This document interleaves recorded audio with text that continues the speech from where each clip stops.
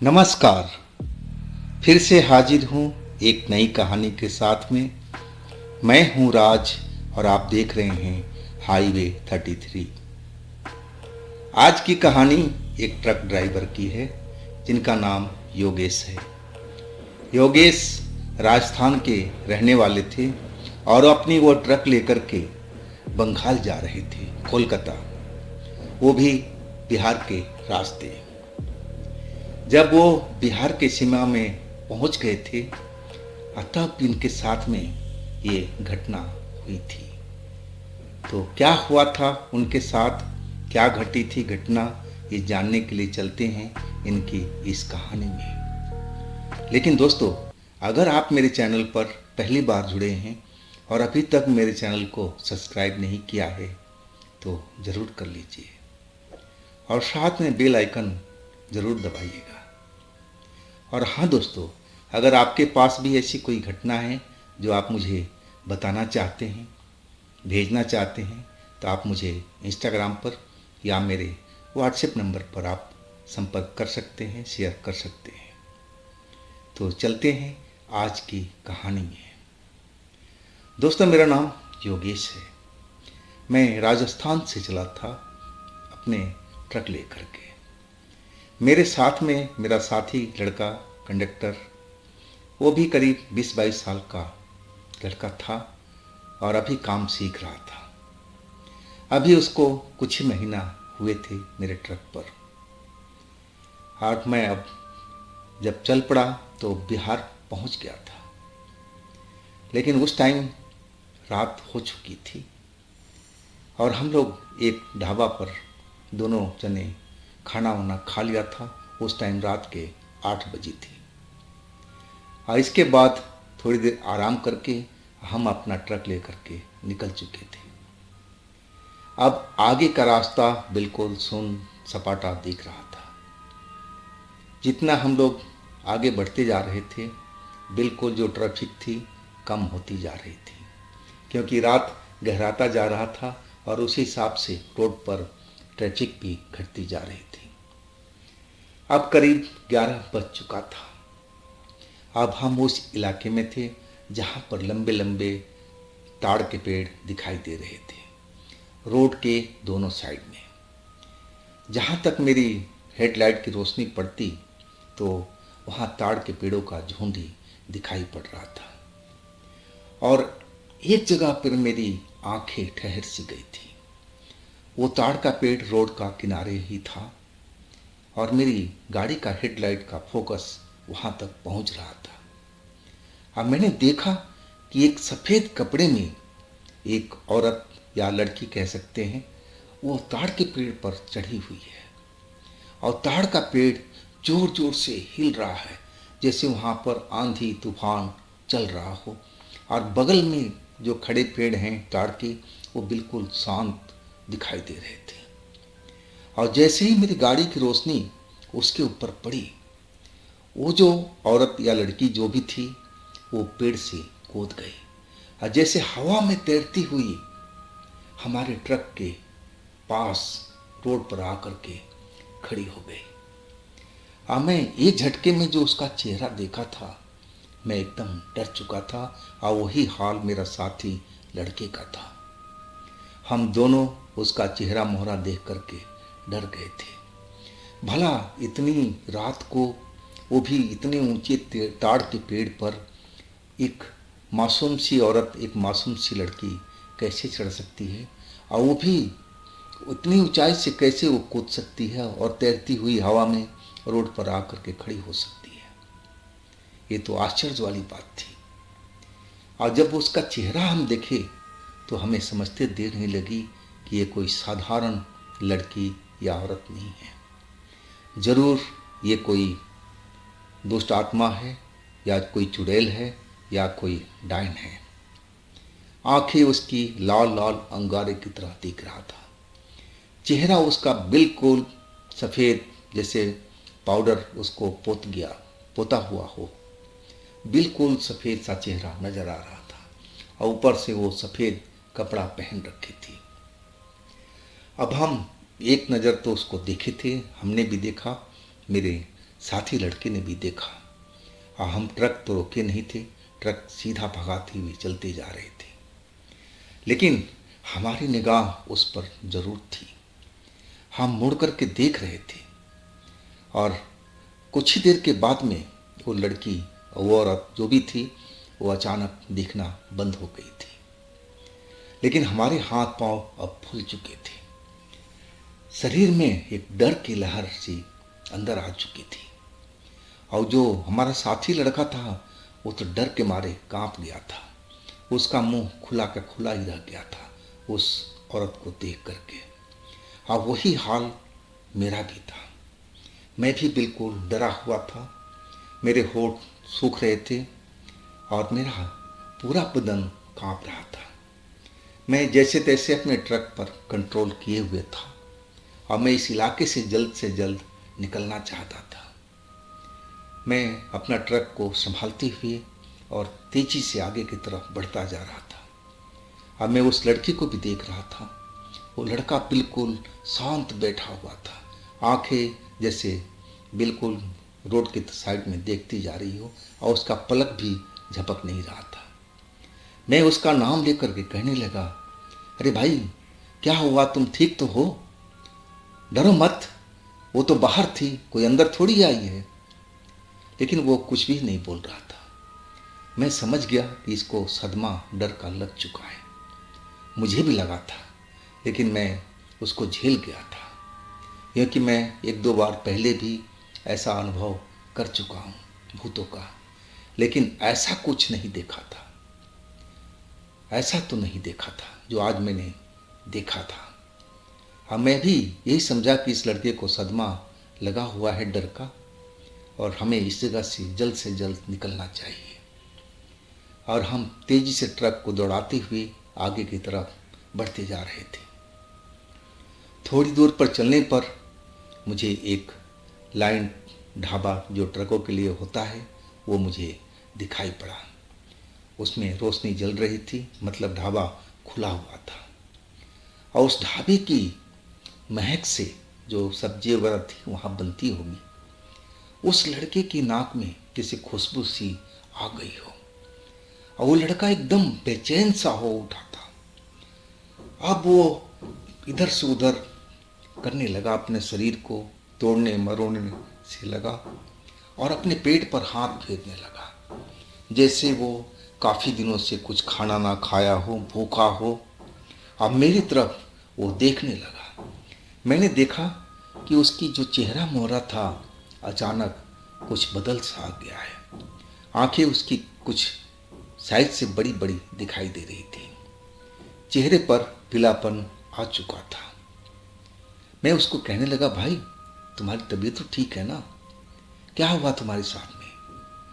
लेकिन वो ढाबे की तरह इशारा करते हुए कहने लगा, वहाँ पर गाड़ी रोक दो, मुझे बहुत भूख लगी है, मैं खाना खाऊंगी।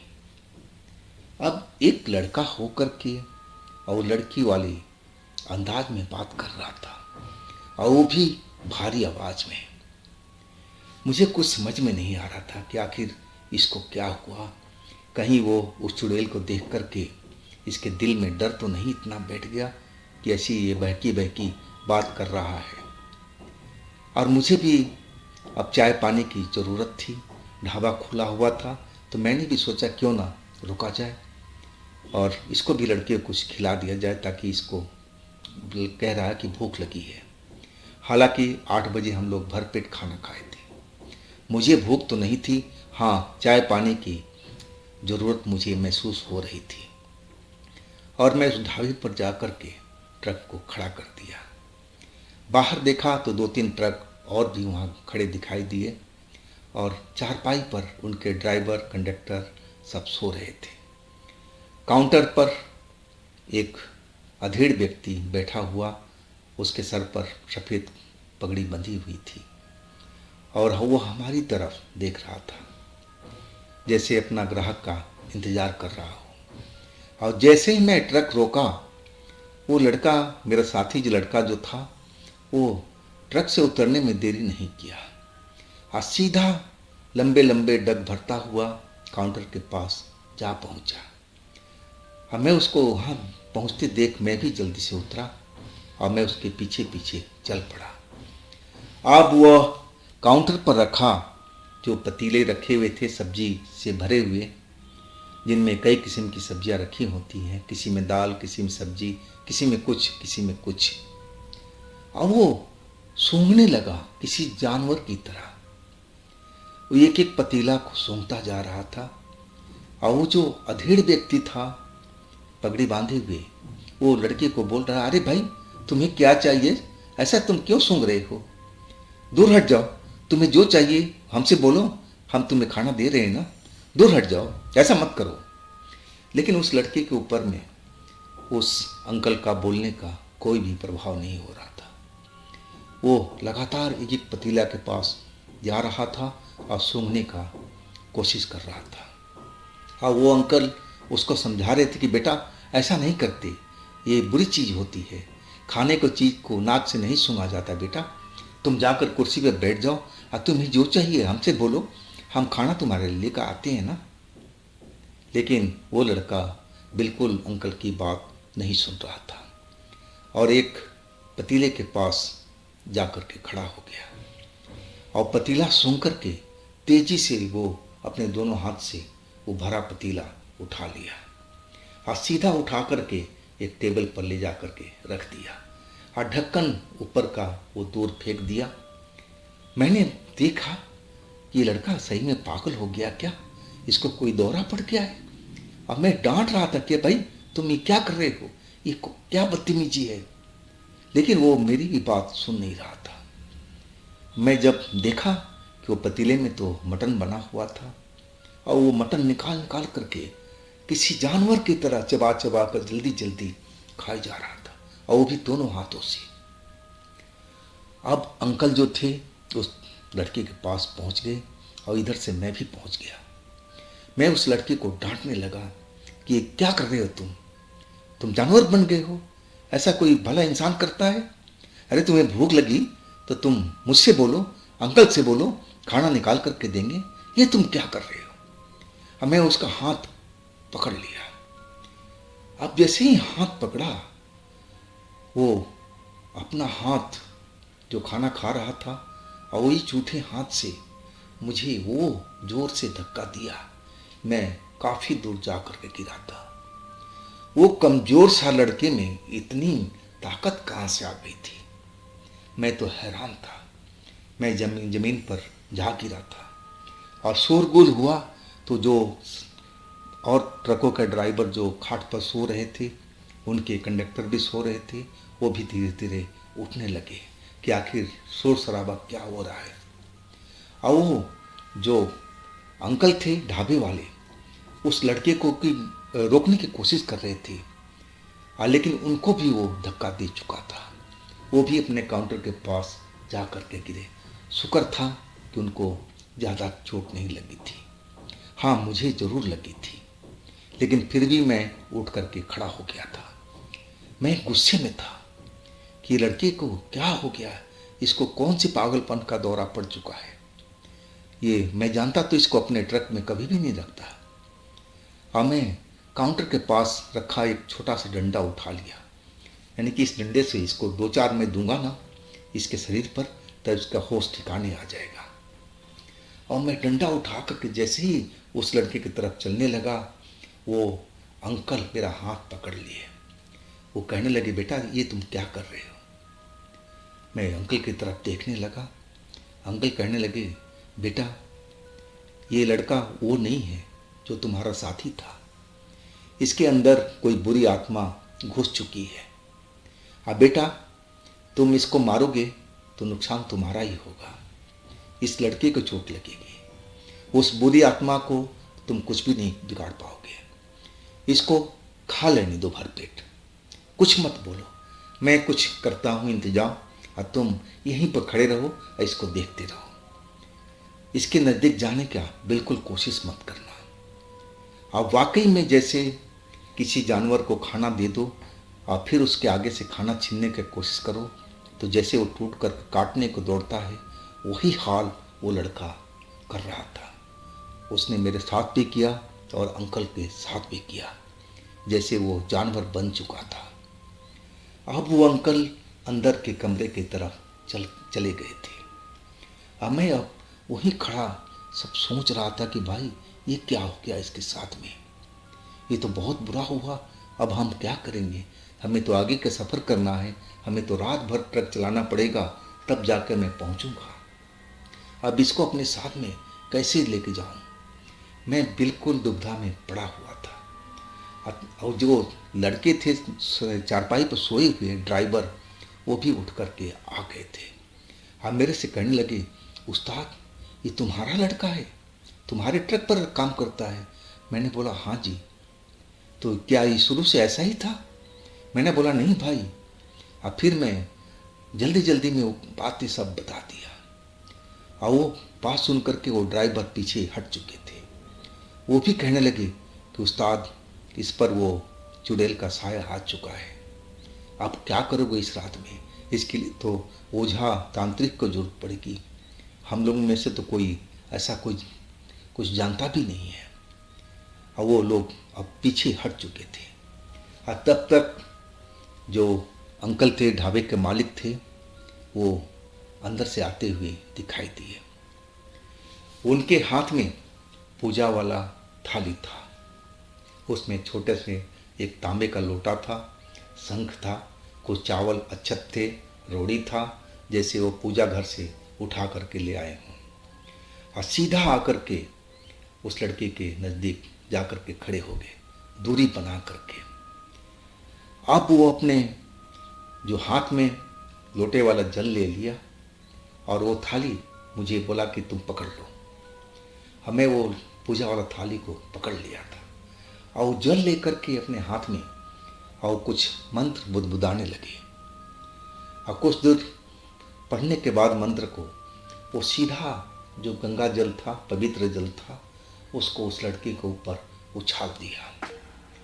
और जैसे उछाला उसके शरीर पर वो गंगा जल की बूंदें पड़ी और वो लड़का तो जैसे तड़प सा गया था। जो खाना खा रहा था पतीले में, मटन वगैरह था, मीट वगैरह था, वो सब छोड़ दिया और वो सब पतीला नीचे ज़मीन पर फैल चुका था, गिर चुका था। और वो लड़का ज़मीन पर गिर करके तड़पने लगा था। अब तो जैसे मेरी सांसें रुक गई थी कि क्या ये मर जाएगा क्या, मुझे तो ऐसा ही लग रहा था। लेकिन वो अंकल बिल्कुल शांत थे। और फिर वो गंगा जल ले करके अपने हाथों में फिर वो मंत्र पढ़ने लगे थे। और फिर उस तड़पते हुए लड़के के ऊपर में वो गंगा जल, पवित्र जल फिर डाल दिया। और जैसे ही डाले उसके चेहरे शरीर से लगा कि जैसे कोई काला सा धुआं सेकंडों के लिए निकला हो और सीधा वो हवा में उड़ता हुआ चला गया। हमने अपने नंगी आंखों से सब देखा था। और इसके बाद वो लड़का बिल्कुल शांत हो गया था, बिल्कुल जैसे मर चुका हो या बेहोश हो चुका हो, ऐसी उसकी हालत हो गई थी। लेकिन अंकल अभी भी दोबारा जल लिए और फिर वो मंत्र पढ़ने लगे थे और फिर उस लड़के को ऊपर में डाला। और तब जाकर के लड़का कुनमुनाने लगा। और मेरे से अंकल बोले कि पूजा की थाली मुझे दे दो और तुम इस लड़के को संभालो। अब ये लड़का बिल्कुल होश में आ चुका है, लेकिन ध्यान रहे ढाबे से बाहर कोई भी बाहर ना निकले। बाहर में वही दुष्ट आत्मा अभी भी घूम रही होगी, वो ज़रूर हमारे ढाबे के अंदर आने का फिर मौका ढूंढेगी। अब मैं तो सारी बात देख करके बहुत डर चुका था।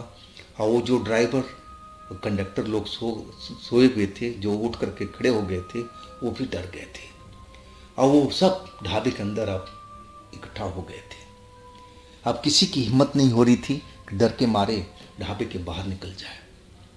और वो अंकल अपने हाथ पर जल लेकर के फिर मंत्र पढ़ने लगे और वो ढाबे के दरवाजे तक पूरा जैसे एक घेरा सा बना दिया था। अब फिर आए और कहने लगे अब घबराने की जरूरत नहीं है, वो दुष्ट आत्मा अब ढाबे के अंदर प्रवेश नहीं करेगी, लेकिन हम लोग रात भर यहीं रहना पड़ेगा। अगर कोई हम में से कोई भी बाहर जाएगा, वो दुष्ट आत्मा बहुत गुस्से में है और वो किसी को छोड़ेगी नहीं। हो सकता है जिसको पकड़ ले उसको जान से मार दे, उसको कच्चा ही खा जाएगी, वो बहुत भूखी है। इतनी बात सुनकर के तो मेरा होश खराब हो गया था, और बाकी उन सब ड्राइवरों का वही हाल था। लड़का मेरा होश में आ गया था, आंखें फाड़े हम लोग की तरफ देख रहा था। उसको भी समझ नहीं आ रहा था कि उसने क्या किया है, कुछ भी उसको मालूम नहीं था। कैसे मालूम होता उसको, वो तो अपना होश में था ही नहीं। उसके अंदर तो दुष्ट आत्मा चुड़ैल घुसी हुई थी। अब सारी रात हम लोग उस ढाबे के अंदर ही बिताए थे। हाँ, बिल्कुल उस ढाबे से हम लोग बाहर जरा भी नहीं निकले थे, और संजोग से कोई ग्राहक भी उस रात में नहीं आया था। अगर कोई ग्राहक भी आता ना उस ढाबे के अंदर में, तो हो सकता है कि उसके साथ भी वही बात होती। लेकिन भगवान हम लोग का बिल्कुल सुरक्षा दिया था, और हम लोग बिल्कुल सारे लोग सुरक्षित बच गए थे। जब सुबह हो गई, किरण फूट गई, सूरज का लाली हर तरफ फैल गई, तब वो अंकल बोले अब जिसको जाना है अब जा सकता है, अब डरने वाली बात नहीं है। लेकिन जाने से पहले वो एक एक पुड़िया कुछ दिए थे बना करके। वो बोले सब अपने अपने ट्रक में, गाड़ियों में रख लो, पूजा की जगह पर जहाँ रखना चाहते हो उसको रख लो, ताकि आने वाले टाइम में तुम्हारे पास कोई खतरा मौजूद ना रहे। उस पुड़िया में वो अक्षत, चावल, रोड़ी, पता नहीं क्या क्या बना करके हम लोग को दिए थे कि इसको संभाल के रखो। और तब हम लोग उस जगह से निकले थे। वो घटना को मैं कभी भूल नहीं पाता हूँ। और बाद में उसमें उस लड़का से पूछा कि तुमने ऐसे ऐसे काम किया था, क्या तुम्हें पता है? वो लड़का बिल्कुल मना कर दिया कि नहीं उस्ताद, मैं भला ऐसा कैसे कर सकता हूँ, मैं तो मटन खाने वाला लड़का भी नहीं हूँ, आपको तो पता ही है, मैं तो नॉनवेज खाता भी नहीं हूँ। अब मैं समझ गया था कि इसका इस लड़के का कोई कसूर नहीं था। वो मटन तो वो उस दुष्टात्मा खा रही थी इसके शरीर में प्रवेश करके, इस बेचारे का क्या कसूर था। तो दोस्तों, ये थी आज की कहानी। और अगर आपके पास भी ऐसी कोई घटना है तो आप मुझे ज़रूर भेजिएगा मेरे व्हाट्सएप नंबर पर। और मेरे दूसरे चैनल पर भी जाइए, उनमें भी अच्छी अच्छी कहानी मैंने डाल रखी है। चैनल का लिंक नीचे डिस्क्रिप्शन बॉक्स में है, तो एक बार उन पर ज़रूर विजिट कीजिए, उन कहानियों का आनंद ज़रूर लीजिए। और इस चैनल को भी अपना प्यार दीजिए, लाइक कीजिए, सब्सक्राइब कीजिए, शेयर कीजिए। और फिर हम मिलते हैं अगले रोज़ एक नई तरह की कहानी में, घटना में। आप लोग अपना ख्याल रखिएगा। नमस्कार।